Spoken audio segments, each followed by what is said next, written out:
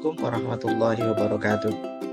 Bapak Ibu, eh, kali ini saya akan menyampaikan laporan praktek on the job training 2 pelatihan calon pengawas madrasah angkatan ke-19 tahun 2022.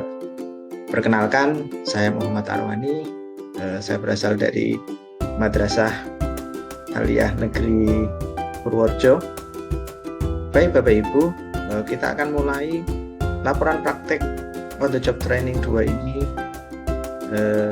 dengan yang pertama adalah latar belakang bahwa diklat calon pengawas madrasah ini digunakan untuk mencapai kompetensi yang dipersyaratkan bagi pengawas. Maka dari itu, diklat calon pengawas terdiri dari beberapa sebagai rangkaian dari diklat. Yang pertama adalah on the job training 2, on the job training 1 dilaksanakan dengan online, kemudian in service training 1 dilaksanakan dengan offline di Semarang, kemudian on the job training 2 itu dilaksanakan offline dan online. Offline ini dilaksanakan dengan cara para pengawas, calon pengawas turun ke madrasah untuk mempraktekkan beberapa hal terkait kegiatan kepengawasan. Kemudian yang ketiga adalah in service training 2 yang IST ini digunakan untuk gelar inovasi. Berikutnya Bapak Ibu, bahwa kegiatan on the job training 2 calon pengawas madrasah ini, madrasah diminta untuk belajar langsung di lapangan, melaksanakan praktek penyusunan dan penyempurnaan program kepengawasan, praktek pembinaan guru, praktek pemantauan pelaksanaan 8 SNP, praktek penilaian kinerja guru, praktek bimbingan dan pelatihan profesional guru. Juga ada penilaian kinerja kepala madrasah.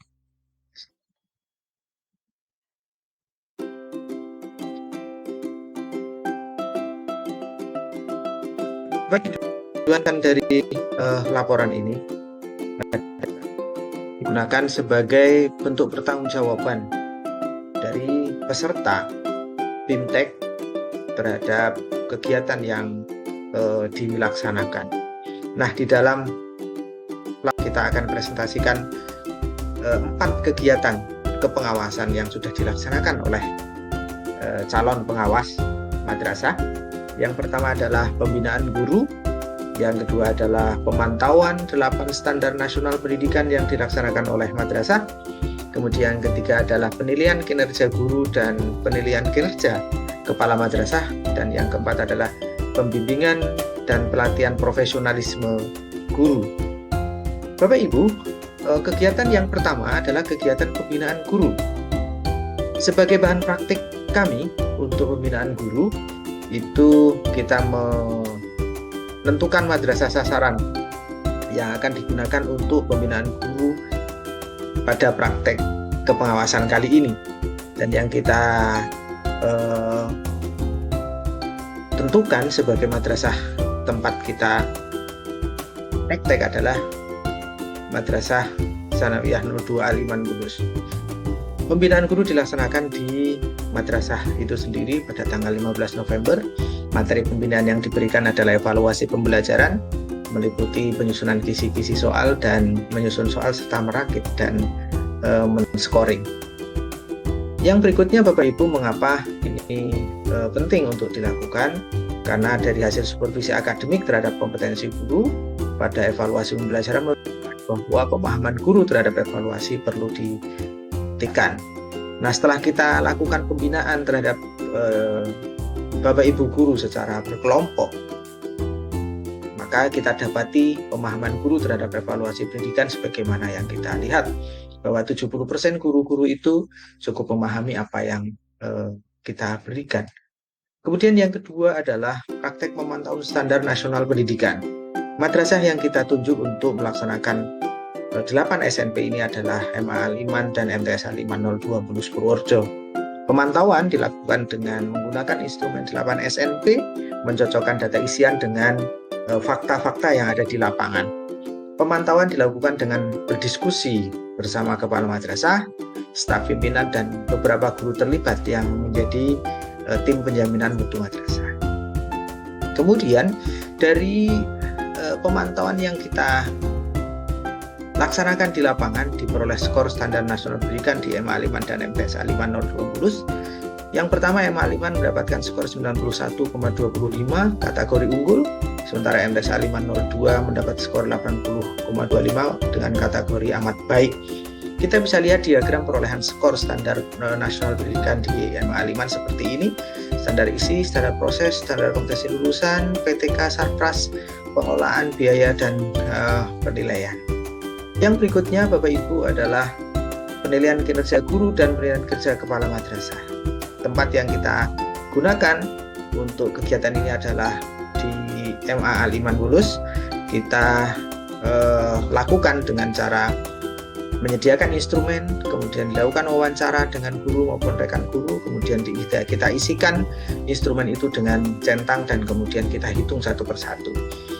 Nah, PKG ini melibatkan 3 orang guru sebagai sampel yang kita gunakan sebagai PKG. Kemudian sementara PKKM kita hanya melibatkan 1 kepala madrasah, yakni kepala MTSA 502. Dari hasil analisis data terhadap skor penilaian kinerja guru MA Al-Iman, kita lihat Saifullah 89,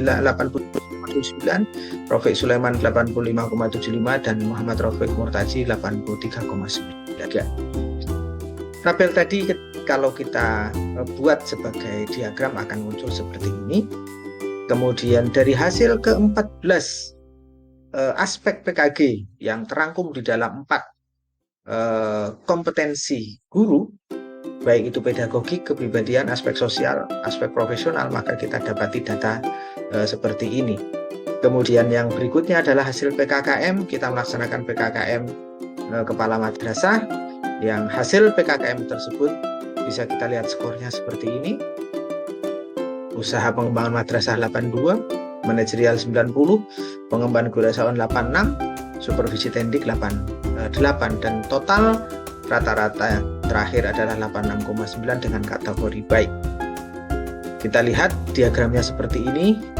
Dan yang terakhir adalah bimbingan dan pelatihan profesionalisme guru yang kita laksanakan secara daring mengingat waktu yang tidak memungkinkan untuk bertemu dengan teman-teman. Ingat hari-hari ini adalah hari-hari menjelang terakhir semester, mereka banyak mempersiapkan. Dari data awal yang kita sebarkan ke beberapa guru, guru-guru bahasa Arab di MGMP Bahasa Arab Purworejo, mereka masih menggunakan metodologi bahasa Arab konvensional, belum menggunakan bahasa Arab metode pembelajaran kooperatif. Dilihat dari data seperti ini. Kemudian kita berikan pembelajaran materi bimbingan dan latihan tentang metodologi pembelajaran. Hasilnya adalah mereka memahami materi, penyampaian materi dianggap baik, kesulitan materinya dianggap mudah, dia urgensi materinya sangat penting menurut mereka, dan mereka akan menerapkan materi di waktu-waktu yang akan datang. Demikian Bapak Ibu presentasi dari kami sebagai laporan on the job training 2 calon pengawas madrasah angkatan 19 tahun 2022. Terima kasih. Wallahul muwaffiq ila aqwamit thoriq. Assalamualaikum warahmatullahi wabarakatuh.